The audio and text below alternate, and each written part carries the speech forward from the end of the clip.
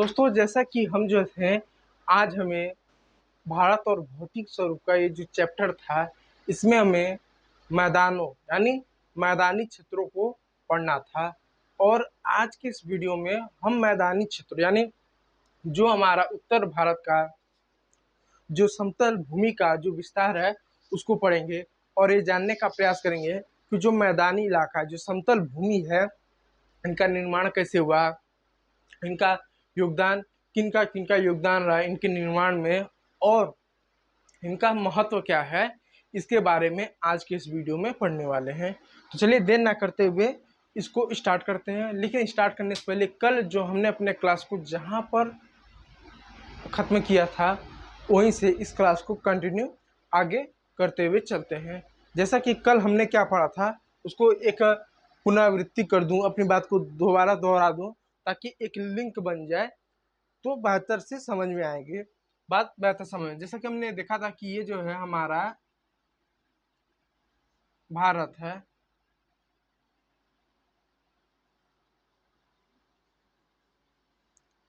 ये क्या है, ये हमारा मान लीजिए भारत है। अब हमने देखा था कि ये हमारा जो भारत है जो पर्वत श्रृंखला है, इस आकार में यदि आपको पर्वत देखने को मिले तो इनको क्या बोलेंगे, पर्वत श्रृंखलाएं। जब ऐसे दिख रहे तो हमने ये देखा था कि आपका यहाँ पर कश्मीर से लेकर अरुणाचल प्रदेश तक आपका महान हिमालय की पर्वत श्रृंखला है। उसके बाद आपका जो है निम्न हिमालय की पर्वत श्रृंखला है। उसके बाद आपकी शिवालिक ऐसे पर्वत श्रृंखला है। जो हमारा भारतीय उपमहाद्वीप है, जो भारत है, 3 तरह की पर्वत श्रृंखलाओं में बटा हुआ है, जिसमें से आपका जो है महान हिमालय हो गया, हिमालय। ये मैं बस चीज़ों को दोहरा रहा हूँ, ये चीज़ों को हम पढ़ चुके हैं, आप पुराना वीडियो देख सकते हैं यदि आप नए बच्चे। ये हुआ हमारा महान हिमालय, ये हमारा हुआ निम्न हिमालय, और ये तीसरा जो हमारा हुआ जिसको बोलते हैं उप हिमालय, उप हिमालय, या कह सकते हो शिवालिक, शिवालिक। ठीक है, ज्यादा नाम चर्चित है शिवालिक। ये 3 तरह की क्या हमारा क्या है, पर्वत है। अब देखिए, अब मेरी बात को समझिएगा, समझने का आप प्रयास कीजिए। मैं पूरा प्रयास करता हूँ कि उन बच्चों को मेरी बात समझ में आए। बस बच्चों के अंदर सब्र होना चाहिए, धैर्य होना चाहिए। आप मेरी बात थोड़ा सा ध्यान दे के सुनने का प्रयास कीजिएगा। जैसे मैंने बताया कि जो हमारी ये पृथ्वी है, ये हमारी जो पृथ्वी है, इस पृथ्वी के अंदर एकदम लावा है, धधकता हुआ लावा है। पृथ्वी के अंदर आएगा तो मैग्मा कहेंगे, बाहर आ गया तो लावा, एक ही चीज है, नाम में फर्क है। तो पृथ्वी का अंदर धधकता हुआ मैग्मा, खूब मैग्मा है। और इस पृथ्वी के अंदर धधकता हुआ मैग्मा है। तो जो हमारी ये पृथ्वी है ना, चाहे आप महाद्वीप ले लो, महासागर का यदि पानी हटा दो तो उसके अंदर भी तो जमीन है।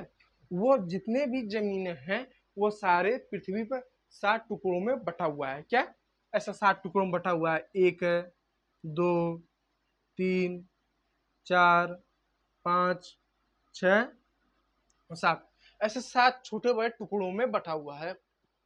और जब ये टुकड़े आपस में, इनको प्लेट कहा जाता है, प्लेट, इन टुकड़ों में बटा हुआ। और जब ये प्लेट एक दूसरे से टकराती हैं तो टकराने से क्या हुआ, टकराने से क्या हुआ, इन पर्वतों की उत्पत्ति हुआ। जब हमारा भारतीय प्लेट है, हमारा भारतीय प्लेट जब यूरेशिया प्लेट से जब टकराया, यूरेशिया प्लेट से जब टकराया, टकराने से क्या यहाँ पर पर्वतों का कुछ इस प्रकार से ऐसे निर्माण हो गया, निर्माण हो गया। तो पर्वतों का ठीक है, तो निर्माण हो गया, ये तो हमने कल तक देखा था। लेकिन जब ये दोनों प्लेट आपस में ऐसे टकराई, टकराई, अब टकराई क्यों? क्योंकि इनके अंदर जो लावा है ना, ये गति करता रहता है, गति करता रहता है, लावा गति करता रहता है। इसलिए इन प्लेटों को पास लाता है तो कभी दूर करता है, तो पास लाता है तो कभी दूर करता है। जब दूर जाते हैं तो यहाँ से लावा बाहर आ जाता है, यहाँ से लावा ऐसे बाहर आ जाता है तो कहते ज्वालामुखी निकल आया। और जब दोनों आपस में टकरा जाते हैं तो टकराने से क्या होता है, पर्वतों का निर्माण होता है। तो जब भारतीय प्लेट यूरेशिया यानी एशिया और यूरेशिया प्लेट से जब टकराया तो टकराने से इस तरह से पर्वत श्रृंखलाओं का इस तरह निर्माण हुआ। 3 पर्वत श्रृंखलाओं का निर्माण हुआ, महान हिमालय, निम्न हिमालय, उप हिमालय या शिवालिक, इनका क्या निर्माण हुआ है। लेकिन जब इनका टकराव की वजह से जब इनका निर्माण हुआ तो ये वाला जो क्षेत्र था, ये पाकिस्तान का हम ले लें, ये पाकिस्तान का जो क्षेत्र है, इसको इरेज कर दें। ये जो पाकिस्तान का ये जो क्षेत्र रहा, ये जो पाकिस्तान का क्षेत्र रहा, ठीक है, ये जो पाकिस्तान का क्षेत्र रहा, और ये वाला जो क्षेत्र, ये वाला जो क्षेत्र, ये बांग्लादेश का जो क्षेत्र रहा। इन क्षेत्रों में क्या हुआ, जैसे टकराया भौगोलिक से, जैसे ये टकराया, तो टकराने की वजह से क्या हुआ, यहाँ पर क्या हुआ, टकराने की वजह से क्या हुआ, इन क्षेत्रों में क्या हुआ, ये जो क्षेत्र था जब टकराया, तो टकराने से क्या हुआ, जैसे ये आपका भारत था ऐसा पूरा मान लीजिए, इसमें आपका बांग्लादेश भी है, पाकिस्तान भी है। जब ये एशिया यूएसए से टकराया तो पर्वत का निर्माण तो हुआ, लेकिन ये वाला जो क्षेत्र था, ये वाला जो क्षेत्र, ये वाला जो क्षेत्र था, ये वाला जो क्षेत्र आपका हो गया, ये वाला जो क्षेत्र, यहाँ पर बड़े पैमाने पर खूब गड्ढा बन गया। क्या बन गया, गड्ढा बन गया, गड्ढा बन गया। ये वाला जो क्षेत्र रहा, ये जो क्षेत्र है ना, ये सारी ये सारी ये सारी ये सारी ये सारी ये सारी ये सारी ये सारी, यहाँ पर क्या हुआ, एकदम गड्ढा बन गया, क्योंकि जैसे ही टकराया चीजें ऊपर उठ गई, लेकिन यहाँ पर क्या गड्ढा हो गया, यहाँ पर क्या गड्ढा हो गया, ये सारे गड्ढा हो गए, यहाँ पर गड्ढा हो गया, फिर आपका यहाँ पर गड्ढा हो गया, आपके क्या हो गए, यहाँ पर क्या आपके गड्ढे हो गए। और इन गड्ढे को हमने क्या कहा, खाइयां कहा। ये गड्ढे बहुत गहरे थे, कई सौ किलोमीटर आप कह लो, या कह लो हजारों मीटर, क्या गहरे एकदम खाइयां थी। तो पहले क्या थी, खाइयां थी। ये कब थी, लाखों साल पहले। ये कब थी, लाखों साल पहले, क्या या ये लाखों साल पहले, या आज से आप कह लो 4 से 5 करोड़ वर्ष पहले क्या थे, यहाँ पर पूरा एक खाइया था। जो आज का आप यूपी देखते हो, बिहार देखते हो, पश्चिम बंगाल देखते हो, दिल्ली देखते हो, पंजाब देखते हो, आप पाकिस्तान का पूरा क्षेत्र ले लो और बांग्लादेश पूरा देख लो, जो आपको एकदम समतल भूमि जो देखने को मिलती है ना, वो आज से 4 से 5 करोड़ वर्ष पर ये पूरे एकदम गहरी खाइयां थी। क्योंकि 4 से 5 5 से 6 करोड़ वर्ष पहले हिमालय बना, और उसके बाद क्या यहाँ पर गहरे खाई बन गए। खाई कैसे बनी, जब ये टकराया तो यहाँ के जितना भाग था ना, सब ऊपर उठ गया, सब यहाँ आकर ऊपर उठ गया, ऊपर उठ गया। इन्हीं के ऊपर उठने से यहाँ पर खाइयां बन गई। ये पूरी गहरी क्या इस तरह से ये पूरी खाइयां बन गई।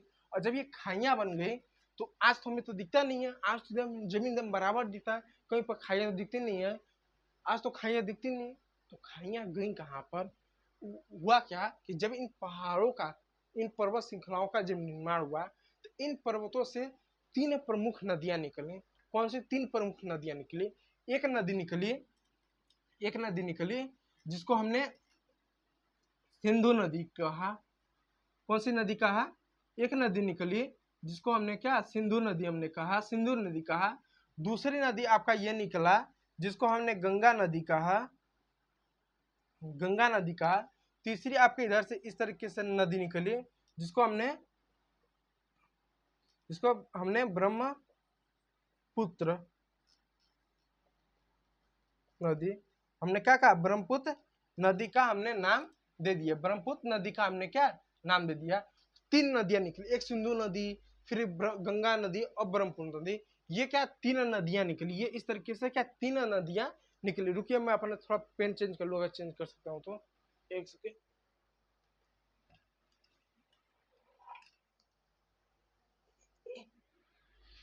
देखिए ये क्या, यहाँ से आपका क्या एक नदी, ये आपका एक क्या सिंधु नदी निकला, ये आपका गंगा नदी निकला इस तरीके से, और इधर से आपका ऐसा करते हुए ऐसा आपका ब्रह्मपुत्र निकला। तो ये 3 नदियां निकली, और जब ये नदियां निकली तो इन नदियों ने यहाँ पर मैदानों का निर्माण किया। अब कैसे मैदानों का निर्माण कर दिया, आपने यदि ध्यान दिया होगा, बारिश के समय जब बारिश होता है तो बारिश का जो पानी होता है अपने साथ रेत, मिट्टी, बालू, कंकड़ सब बहा कर ले जाता है। आप एक एग्जांपल दे सकते हैं, जैसे बारिश का जब समय हो, कुछ मत कीजिएगा, आप एक गड्ढा खोद दीजिएगा। मान लीजिए आपने जो गड्ढा खोदा, इसकी गहराई मान लीजिए कि 1 मीटर है, या 2 मीटर कर लेते हैं, इसकी गहराई 2 मीटर है। जब बारिश होगा तो बारिश का पानी इसमें गड्ढे में आकर भरेगा, ऐसे आग बहेगा, क्या भरेगा, और यह पानी भरेगा। और जब पानी भरेगा कुछ समय बाद जब पानी सूख जाएगा, उसके बाद इस गड्ढे की यदि आप गहराई निकालेंगे तो आपको 1 मीटर ही मिलेगा, आपको 1 मीटर ही मिलेगा। गड्ढा तो 2 मीटर गहरा था, तो 1 मीटर कैसे हो गया। आपने देखा होगा कि जब बारिश होता है तो बारिश का पानी अपने साथ मिट्टी को अपर्दन करके, रेत, बालू, कंकड़, मिट्टी को बहा कर ले जाता है। जो बहा कर ले जाता है ना, बहावे, उसको बोलते हैं अपर्दन। उसको बोलते हैं अपर्दन। वो अपर्दन कर रहा है और ले जाके इन गड्ढों में भरता है, तो गड्ढा धीरे धीरे क्या हुआ, 2 मीटर से 1 मीटर हो गया, कुछ समय बाद ये आधा मीटर हो जाएगा, कुछ समय बाद ये गड्ढा पूरी तरह से क्या है, ये भर जाएगा, गड्ढा रहेगा ही नहीं। ठीक उसी प्रकार जब यहाँ गहरी खाइयां थी पाकिस्तान में, बांग्लादेश में, भारत के उत्तर क्षेत्र में, जब ये तीनों नदियां निकली, तो ये नदियां क्या नई नदियां थी, इसमें इतना पानी था कि जब ये रास्ते चलती थी तो इनके रास्ते में कोई पर्वत आ जाए, पठार आ जाए, उसको ऐसा टक्कर मारते, वैसा टक्कर मारते टक्कर मारते हुए चलते थे, और उसको घिसती थी, ऐसा चलती थी। जैसे मान लीजिए ये पर्वत है, अब नदियां जो कि यहाँ से निकल रही हैं, अब नदियां जब यहाँ से निकल रही थी तो उसको घिसती थी। परिणाम स्वरूप जो इस तरीके से आपका नदी थी, इस तरीके से क्या आपका ये पर्वत था, घिस घिस को इसको इतना चौड़ा बना दिया, इतना चौड़ा बना दिया, तो इसको क्या घिसती थी और अपने साथ रेत कंकर बालू चूने पत्थर सारा था, सारा पर्वतों से लेकर आती थी।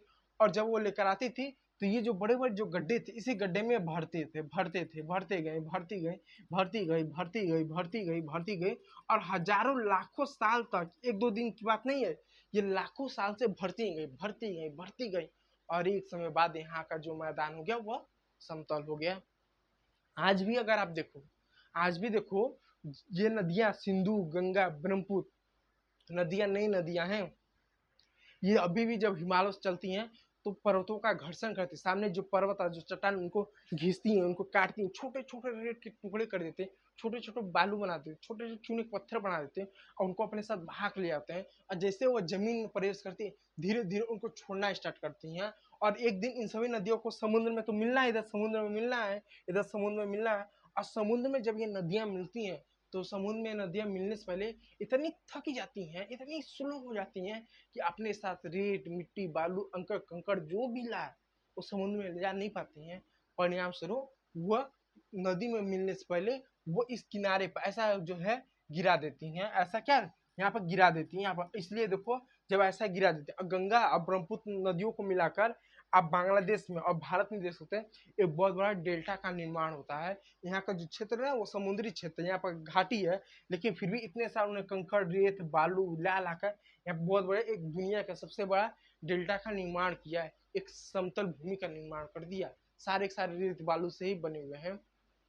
तो इस तरीके से यहाँ पर खाइयां थी और लाखों साल से इन सिंधु नदी ने, गंगा नदी ने, ब्रह्मपुत्र नदी ने और इनकी जो सहायक नदियां हैं उन्होंने क्या खूब इन्हें रेत बालू मिट्टी लाके इसको किया है। जैसे एग्जांपल है सिंधु नदी है, सिंधु नदी सहायक नदी झेलम है, चिनाब है, रावी है, सतलुज है, गंगा की यमुना है, फिर ब्रह्मपुत्र की चिनाब है, दिहांग है, ये सारी नदियों ने, चिहांग ने, दिहांग है, लोहित है, इन सब ने मैदानी क्षेत्रों का निर्माण किया है। ठीक है, उम्मीद कर रहा हूँ आप समझ पा रहे हो। अब इससे संबंधित दो तीन चीजों को मैं और बता दूं, यदि आप स्क्रीनशॉट लेना चाहें इन नामों को तो ले सकते हैं और मैं इसको इरेज करके बताता हूँ। और बच्चों से मैं कहूंगा कि मैं एक ही चीज थोड़ा 2 बार 4 बार बोलता हूँ तो उससे ना बोर मत हुआ कीजिए। बच्चे उब जाते हैं कि आप एक ही बात को कितनी बार बोलते हैं। मुझे लगता है कि शायद बच्चों को ना समझ में आया, इसलिए मैं एक ही चीज को 2-3 बार मैं आमतौर पे बोलता हूँ। ठीक है, अब देखिए ये तो आपने देख लिया, अब फिर समझिएगा दूसरा चीज मैं बता रहा हूँ, वो चीज नहीं,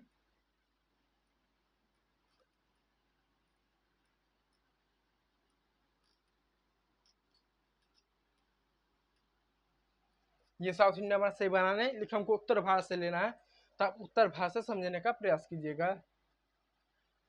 ये हमारा भारत है, तो भारत में जो मैदान है यानी जो समतल भूमि है, समतल भूमि कैसे पता चलेगा? जो समतल भूमि होती है समुद्र से उसकी ऊंचाई 200 मीटर होनी चाहिए। यदि समुद्र से इसकी ऊंचाई 200 मीटर है तो इसको हम समतल भूमि कहते हैं। अब देखिए जो समतल भूमि है ये कैसा है, भारत में हमें ये जो समतल भूमि ये वाला, भारत में ये जो समतल भूमि है इसका जो ये कितना इसका विस्तार है, इसका जो विस्तार है 7 लाख वर्ग किलोमीटर, यानी जो समतल भूमि का जो विस्तार है वो 7 लाख वर्ग किलोमीटर है। कितना है? 7 लाख वर्ग किलोमीटर इसका क्या विस्तार है, किसका? इस मैदानी क्षेत्र का विस्तार है। दूसरी बात, ये जो समतल भूमि है ये 240 किलोमीटर से लेकर 320 किलोमीटर इसकी चौड़ाई है, यानी इसकी चौड़ाई है, ये चौड़ाई इतनी है 240 किलोमीटर से लेकर 320 किलोमीटर तक इसकी ये क्या है, चौड़ाई है। इसकी ये क्या, ये चौड़ाई है, ये इसकी जो चौड़ाई है 320 से लेकर 240 किलोमीटर तक तो इसकी ये चौड़ाई है। यदि आप इसकी लंबाई की बात करें, लंबाई की बात करें तो इसकी जो लंबाई है वो कितना है, 24,000 किलोमीटर, 24,000 किलोमीटर। तो चौड़ाई इतनी है 240 किलोमीटर से लेकर 320 किलोमीटर इसकी चौड़ाई है, लंबाई 224 किलोमीटर तक ये जो है फैला हुआ है भारत में। ठीक है, चलिए इतना समझ में आया तो अब मैं आपको आगे चीजों को बताता हूँ। इसको स्क्रीनशॉट लेना चाहे तो ले सकते हैं। ठीक, चलिए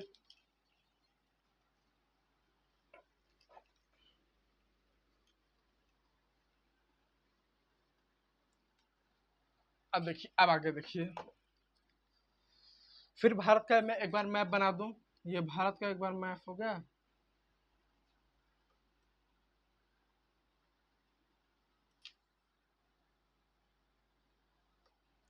ये भारत का मान लीजिए, मैं साउथ इंडिया को छोड़ दीजिएगा। अब हम उत्तर भारत से समझते हैं। जैसे मैंने अभी आपको बताया कि 3 पर्वत श्रृंखला है, उसको फिर मैं बताऊंगा नहीं, कुछ और मुझे बताना है। क्या बताना है बताता हूँ। ये 3 पर्वत श्रृंखला, 1 2 3, महान हिमालय, निम्न हिमालय, शिवालिक। ठीक है, तो ये कैसे हैं, ये आपका महान हिमालय है, निम्न हिमालय है और आपका शिवालिक, ऐसा है कुछ इस तरीके से ऊंचाई उनकी है। ऐसा उधर से आप आओगे भारत के अंदर, चीन से भारत के अंदर आओगे तो हिमालय से छोटा मिलेगा। यह आप मान लो यहाँ से मुंबई से यदि आप जो है चीन की ओर ऐसे हेलीकॉप्टर जाओगे तो पहले आपको ऐसा जमीन है, छोटा से बड़ा आपको ऐसा देखने को मिलेगा। अब मेरी बात समझने का प्रयास कीजिएगा। ये जो इलाका है ये मैदानी इलाका है। तो मैदानी इलाका ऐसा नहीं है कि जो ये पर्वत है तो हम मान लीजिए चीन से हम आ रहे हैं तो हमको इस तरह से इतना बड़ा पर्वत दिखा, फिर छोटा पर्वत दिखा, उसके बाद हमको समतल जमीन देखने को मिलेगा। नहीं, एक बार हमको समतल जमीन नहीं देखने को मिलेगा। जब हम इस शिवालिक को, ये जो शिवालिक है ना, जब यहाँ पर हम देखेंगे तो इतने छोटे छोटे 900 मीटर से लेकर 1100 मीटर तक हमको क्या पहाड़ की देखने को मिलेगा। लेकिन उसके बाद जैसे शिवालिक से पार करेंगे तो हमको 8 से लेकर 16 किलोमीटर तक, यानी 8 से लेकर 16 किलोमीटर तक फिर एक पट्टी आएगी, एक ऐसी छोटी सी पट्टी आएगी। इसकी चौड़ाई कितनी रहेगी, इसकी चौड़ाई रहेगी 8 से 16 किलोमीटर तक।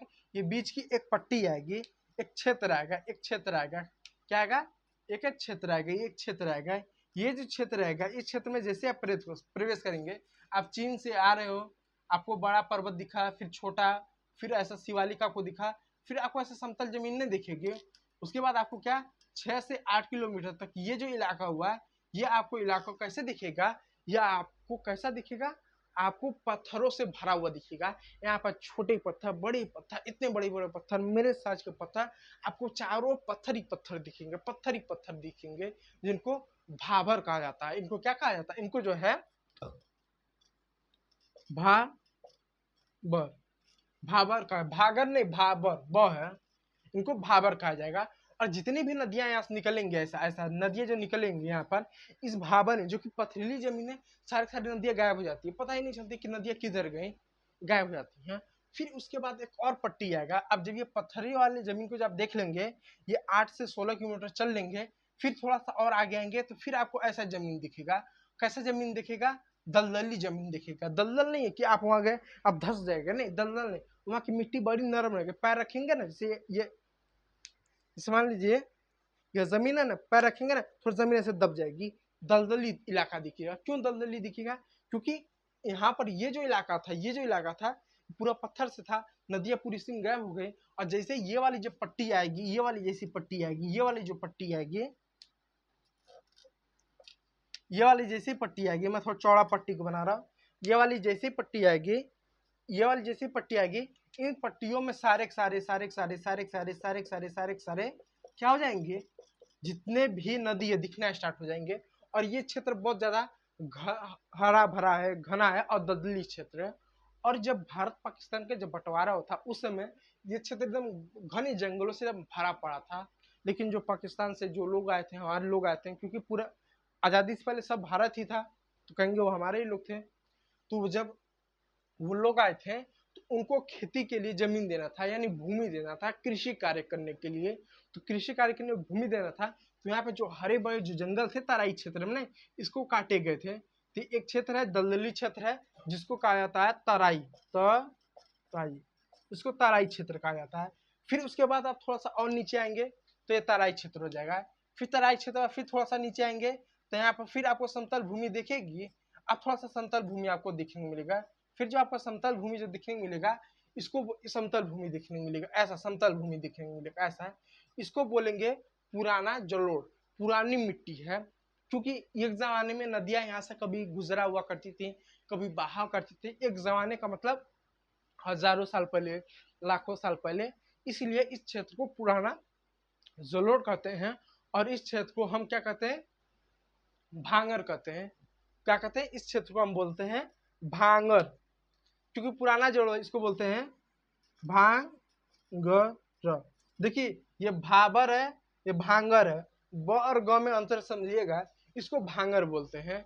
फिर उसके बाद और थोड़ा सा नीचे आएंगे, नीचे आएंगे, फिर उसके बाद पूरा हमको आज का वर्तमान में जहां पर नदी बह रही है, जैसे मान लीजिए नदी बह रही है, अच्छा छोटा नदी बना, जैसे मान लीजिए वर्तमान में ये आपका नदी बह रहा है, तो वर्तमान में नदी किनारे जो ये मैदान है ना, इनको बोलते हैं नई जलोढ़ मृदा। क्या बोलते हैं, नई जलोढ़ मृदा बोलते हैं। क्योंकि यहाँ पर हर साल बाढ़ आता है, हर साल जो नदियां होती हैं कुछ ना कुछ लेकर आती हैं। और ये वाला जो क्षेत्र होता है बहुत उपजाऊ होता है, क्योंकि हर साल बाढ़ आता है, हर साल नदियां कुछ ना कुछ बहा कर ले आती हैं, और यहाँ पर बहुत ज्यादा उपजाऊ होता है। तो इस क्षेत्र को बोलते हैं, ये वाला जो क्षेत्र आता है, इस क्षेत्र को बोलते हैं, इस क्षेत्र को क्या बोलते हैं, इस क्षेत्र को बोलते हैं खादर। जो नई जलोढ़ मृदा होती है इसको बोलते हैं खादर।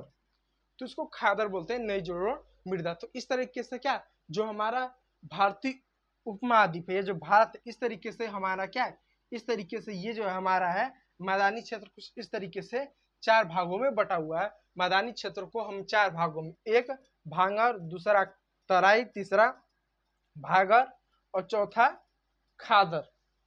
भाबर, तराई, भांगर और खादर, इसको चार भागों में हम बांटे हुए हैं। यदि आप स्क्रीनशॉट लेना चाहें तो स्क्रीनशॉट ले सकते हैं, ठीक है। और चीजें ना समझ में आए तो कमेंट करके बताइएगा कि क्या चीजें आपको नहीं समझ में आ रही हैं, ठीक। चलिए अब मैं आगे बढ़ता हूँ और आपको एक चीज और बताता हूँ।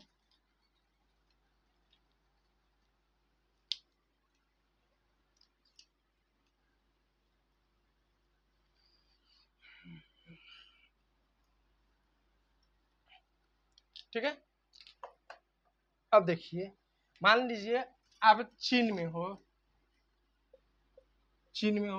ये मान लीजिए चीन है, इधर मैं बना दूं, ये मान लीजिए चीन है। चीन से आप मान लीजिए हेलीकॉप्टर में बैठे, अब आप भारत आओगे। अब जैसे ही आप भारत आओ, मैं भारत का मैं बना दूं छोटा सा,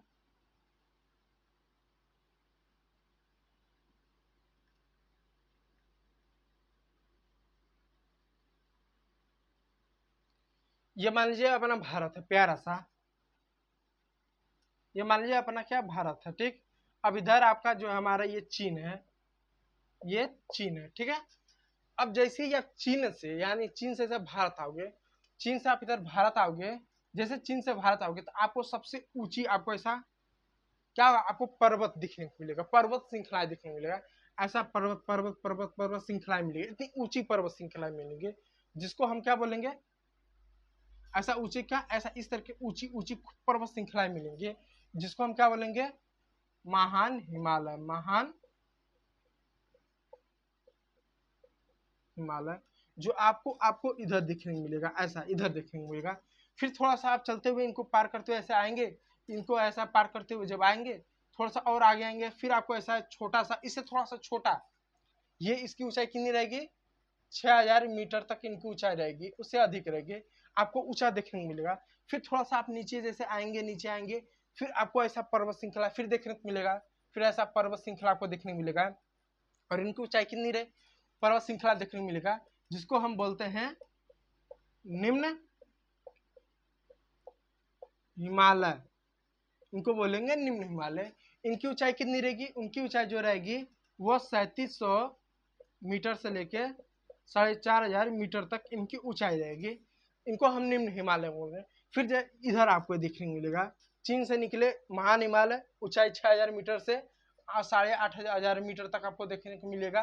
फिर थोड़ा और अंदर आए, आपको निम्न हिमालय मिलेगा 3700 मीटर से लेके 4500 मीटर तक। फिर उसके बाद और अंदर आए, इधर आप आ गए। इधर जब आएंगे तो आपको फिर ऐसा पर्वतों का क्या इस तरीके से फिर पर्वत श्रृंखला आपको ऐसे देखने को मिलेगा ऐसे।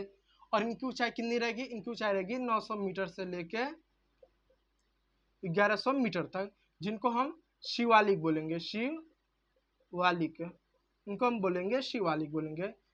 फिर उसके बाद जैसे चीन से धीरे धीरे अंदर आएंगे, फिर आपको यहाँ पर ऐसा भांगर क्षेत्र मिलेगा और यहाँ पे छोटे बड़े चट्टान, पूरा चट्टान ही चट्टान देखने को मिलेगा, पथरीली जमीन देखने को मिलेगा।